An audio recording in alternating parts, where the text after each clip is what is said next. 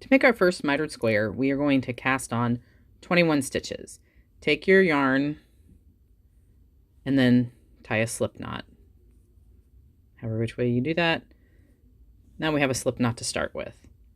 The knitted cast on is the cast on I use in the pattern. If you prefer another one, go for it. But to do the knitted cast on, we put our slip knot on a needle, and that becomes our left needle. And with the yarn in the back, we are going to take, there we go, take the working yarn in the back out of the way. We have our slip knot on our needle. Insert your right needle into that stitch, just like you're knitting. Take the yarn, wrap it around the right needle, put tension on, scoop up a loop through that left needle stitch. You kind of pull up a nice big loop so that you can twist and slip the right stitch, the stitch on the right needle onto the left needle. Put that right needle in the back, it never comes out, and then you can tension down, and we're back to having our right needle inserted into a stitch on the left needle to create a new stitch. So slip stitch, one cast on stitch. Let's do that again. Wrap the yarn, pull up a loop, twist, slip it back on with the right needle behind the left needle, tension down. We're going to cast on 21 stitches, so slip stitch plus 20 stitches. If you're doing it with your right hand as a thrower, works pretty good. I do find that it's a little fiddly if you're a picker or a continental knitter. Sorry, the focus is going in and out. Try to hold it up here, so maybe if I move the ball out of the way. There we go. Let's give that a try. So we have so many stitches on. So if you're picking, when you scoop, I find that right index finger gets used to pull down to keep tension on it, because otherwise you have to kind of really work to maintain tension. So if you're a picker, just try to figure out what works for you, but I typically use that right finger to help pull tension down. It's a bit of a process with the picking, but throwing it works out pretty smoothly, whether you're a flicker or a thrower. It just works a little easier to keep tension. Wrap around, pull up a stitch, twist, pass it over, tension down. So repeat that until you have 21 stitches. 1.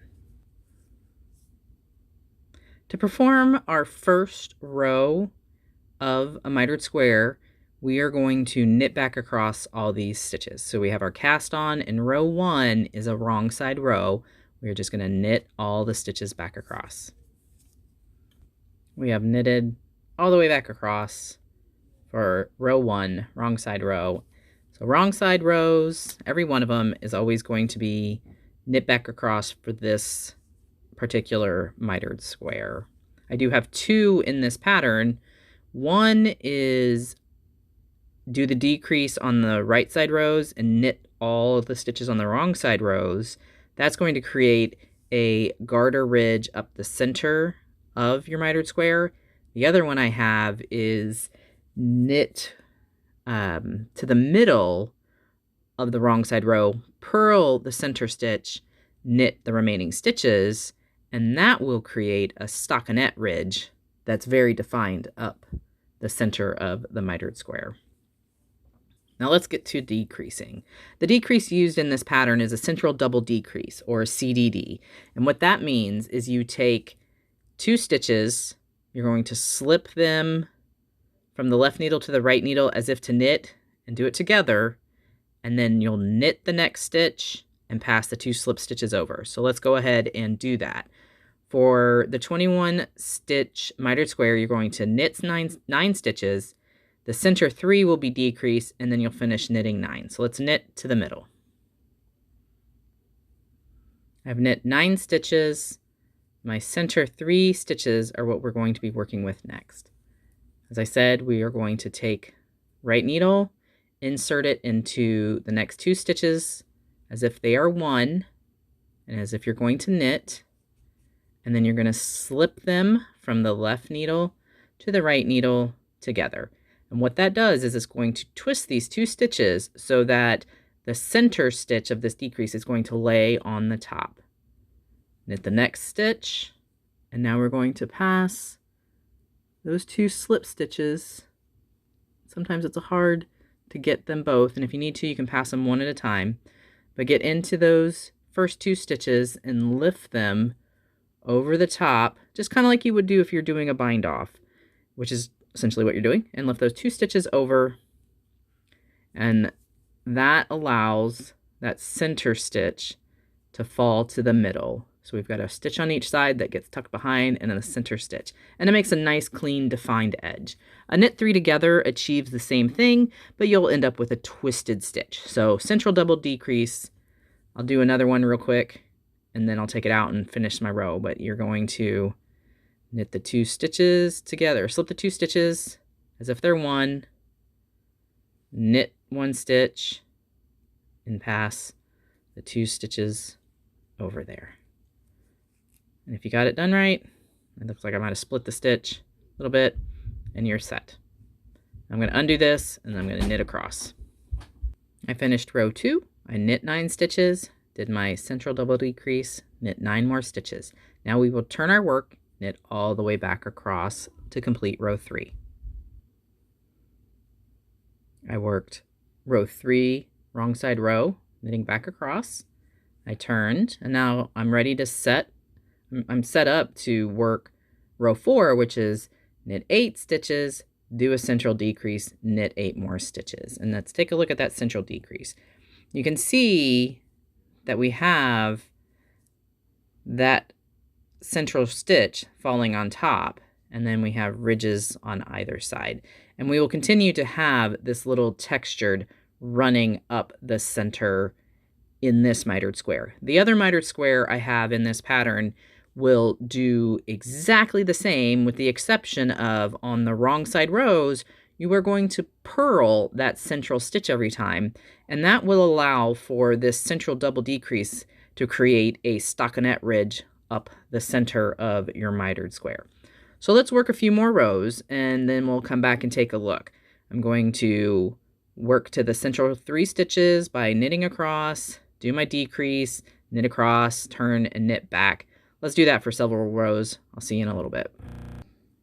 All right, we've worked some rows, and now we're back. And you can see that we've got a little bit of a puckering happening here in the middle, and that's because as we're decreasing in the center, it's creating the decrease line that if we take it off the needle, you can see it's turning into a right angle, which will eventually be a square as we finish off all of our decrease rows. So taking a look at that central decrease ridge, you can see it's a garter. There are ways to do it where you do a decrease on the right side, have a knit stitch, and a decrease on the left side, and then knit back across, and that will make this ridge a little bit smaller. You can also do the knits on the back side or knit and slip the center stitch. So if you decide you don't like the pronounced central double decrease, change it up. As long as you're getting rid of 2 stitches, 1 on each side of the center, you're going to be all right. Sometimes you might see a decrease on one side and a decrease on the other with no center stitch. There's so many different ways to do mitered squares, but the way we're doing it is with that central double decrease, because I like the way it really pushes up the center and gives a nice ridge. So that's my preference and as a design element.